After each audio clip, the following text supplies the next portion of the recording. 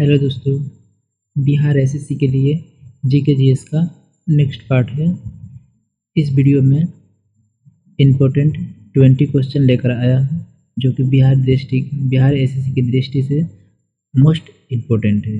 बिल्कुल इसी तरह का प्रश्न जो है बिहार एसएससी के एग्जाम में पूछे जाते हैं। तो चलिए शुरू करते हैं आज का प्रश्न क्वेश्चन नंबर 1 से। क्वेश्चन नंबर 1 है अरेबिका। अरेबिका किसकी किस्म है? अरेबिका जो है किसका किस्म है?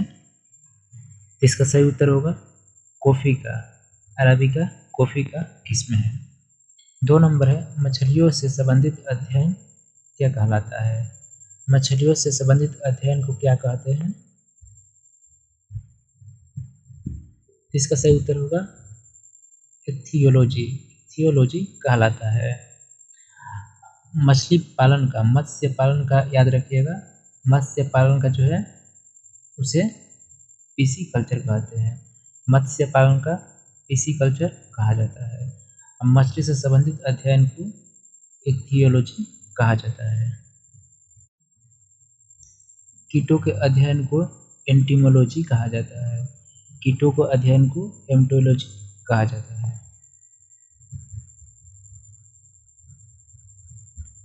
नेक्स्ट है किसानों के मित्र के रूप में किसे जाना जाता है? किसानों के मित्र के रूप में किसे जाना जाता है? इसका सही उत्तर होगा केचुआ को। किसानों का मित्र केचुआ को कहा जाता है। बच्चों वाली गाय को कहा जाता है। बच्चों वाली गाय को क्या कहते हैं? इसका सही उत्तर होगा डैम। बच्चों वाली गाय को डैम कहा जाता है। 5 नंबर है फलों के मीठे स्वाद का मुख्य कारण क्या है? फल जो मीठे होते हैं तो उसका मुख्य उसमें कौन सा चीज़ रहता है? कौन सा पदार्थ पाया जाता है? इसका सही उत्तर होगा फ्रक्टोज। फ्रक्टोज के कारण फल जो है मीठे लगते हैं। ग्लूकोज का याद रखिएगा दोस्तों। इसका सूत्र होता है C6H12O6। गायों की सबसे भारी नस्ल कौन है? गायों की सबसे भारी नस्ल कौन है? इसका सही उत्तर होगा कांकरेज। गायों की सबसे भारी नस्ल जो होती है कांकरेज होती है। कांकरेज।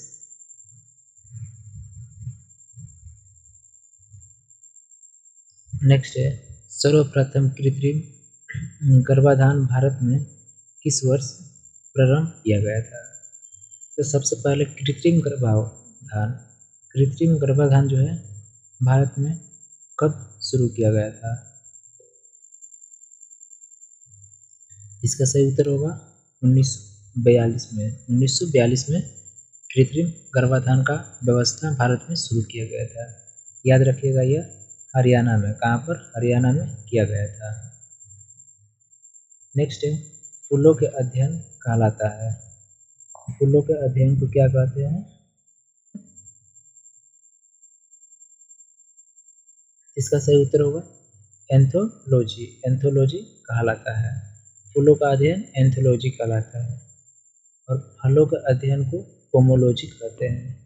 फलों के अध्ययन को पोमोलॉजी कहा जाता है। नेक्स्ट है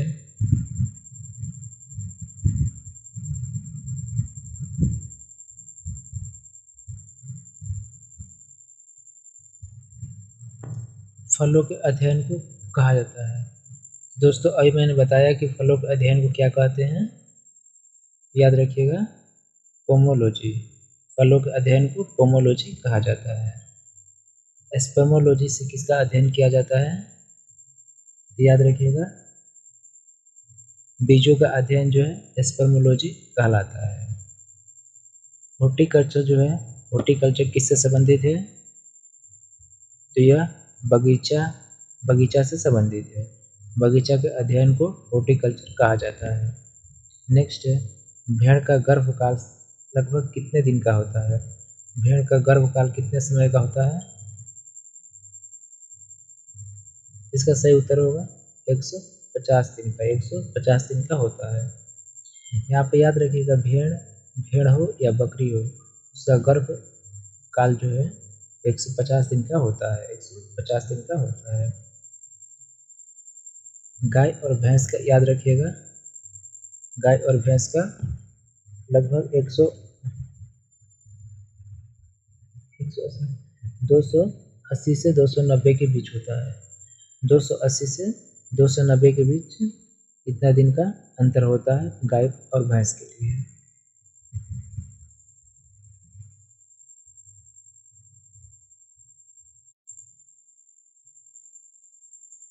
नेक्स्ट है, मुर्गी के अंडे में कितना प्रतिशत प्रोटीन पाया जाता है, यानी कि मुर्गी का जो अंडा होता है उसमें कितना परसेंट जो है प्रोटीन पाया जाता है। इसका सही उत्तर होगा 12%। 12% जो है मुर्गी के अंडों में प्रोटीन पाया जाता है। याद रखिएगा, प्रोटीन जो है यह अंडे के सफ़ेद भाग में, अंडे के सफ़ेद भाग में प्रोटीन पाया जाता है। अब पीला भाग में याद रखिएगा, अंडे के पीला भाग में विटामिन्स पाए जाते हैं, अंडे के पीले भाग में विटामिन्स पाए जाते हैं। सफ़ेद भाग में प्रोटीन पाया जाता है जिसकी मात्रा 12% होता है।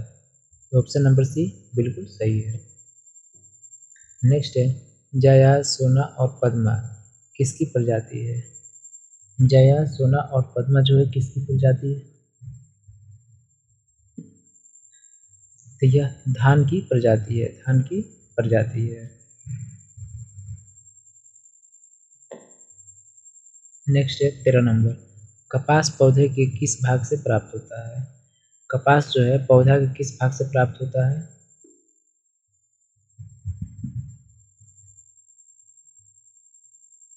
कपास जो है पौधा के बीज से प्राप्त होता है, बीज से प्राप्त होता है।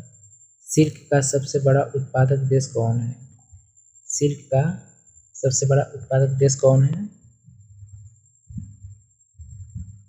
सिल्क यानी रेशम का उत्पादन चीन है। चीन जो है सिल्क यानी रेशम का सबसे बड़ा उत्पादक देश नंबर 1 है।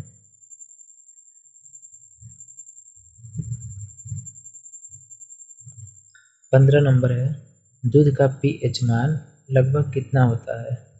दूध का पीएच मान कितना होता है? पीएच मान सबसे पहले याद रखिएगा दोस्तों, 0 से 14 होता है, 0 से 14 होता है, जो कि बीच में 0 होता है इसे उदासीन कहा जाता है। 0 को सॉरी, बीच में 0 नहीं, 0 किनारे पे यहाँ पर 7 होता है, 7, जो कि 7 जो है जिसका मान 7 होता है वह उदासीन होता है, और 7 से अधिक जो है यह क्षारीय होता है, 7 से अधिक क्षारीय होता है, और 7 से कम जो होता है यह एसिड यानी अम्लीय होता है, 7 से कम अम्लीय होता है।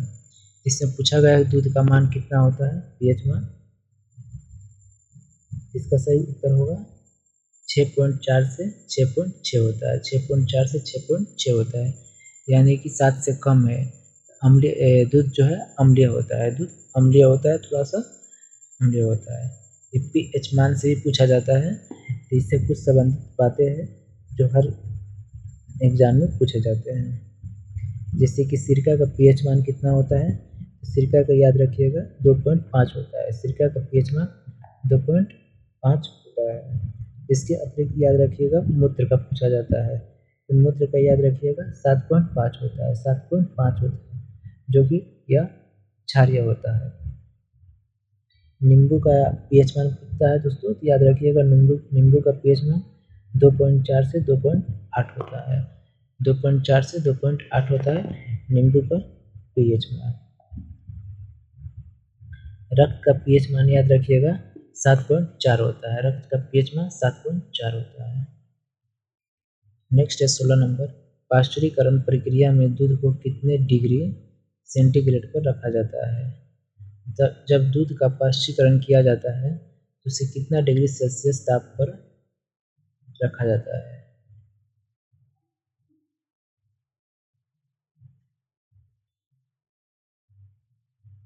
इसका सही उत्तर होगा 62 डिग्री सेल्सियस ताप पर रखा जाता है, 62 डिग्री सेल्सियस ताप पर रखा जाता है। 7 नंबर है, आलू किसका उदाहरण है? आलू जो है किसका उदाहरण है?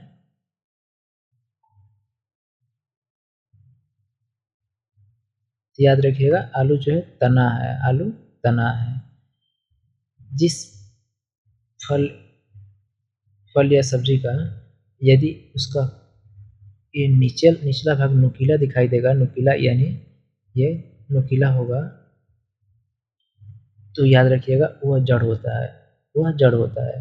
आलू में नुकीला भाग नहीं होता है, इसलिए आलू और प्याज जो है यह तना है, आलू और प्याज तना है। मूली और गाजर जो है ये जड़ के अंतर्गत होते हैं, मूली और गाजर जड़ के अंतर्गत होते हैं। नेक्स्ट है 18 नंबर, गोल्डन फाइबर के रूप में किसे जाना जाता है? गोल्डन फाइबर के रूप में किसे जाना जाता है? इसका सही उत्तर होगा जूट को। गोल्डन फाइबर के रूप में जूट को जाना जाता है। जूट, बिहार में जूट का उत्पादन सबसे अधिक किस जिला में होता है? तो याद रखिएगा पूर्णिया में।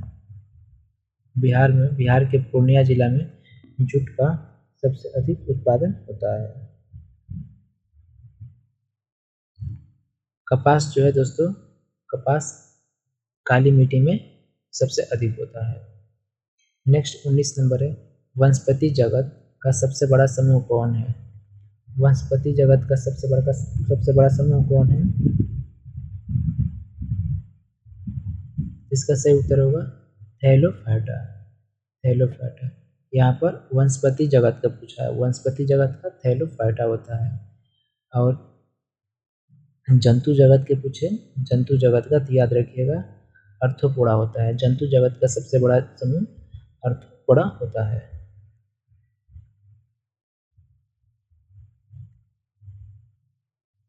नेक्स्ट 20 नंबर है, गेहूं उत्पादन के लिए सर्वाधिक उपयुक्त मिट्टी कौन सी है?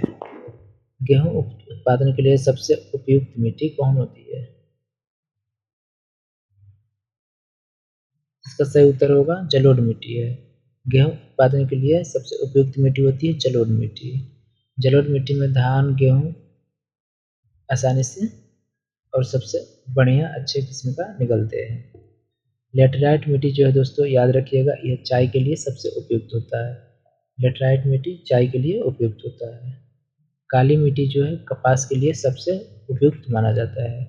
कपास के लिए सबसे अच्छी मिट्टी काली मिट्टी है, चाय के लिए लेटराइट, और धान गेहूं के लिए जो जलोढ़ मिट्टी है। 21 नंबर है, आलू का संबंध किस कुल से है? आलू का संबंध किस कुल से है? इसका सही उत्तर होगा सोलेनेसी। सोलेनेसी के संबंधित है। तो दोस्तों आज के लिए 21 इम्पोर्टेंट क्वेश्चन मैंने कराया जो कि बिहार एसएससी की दृष्टि से बहुत ही इम्पोर्टेंट है। यदि वीडियो अच्छा लगे तो लाइक कीजिए और चैनल को सब्सक्राइब कीजिए।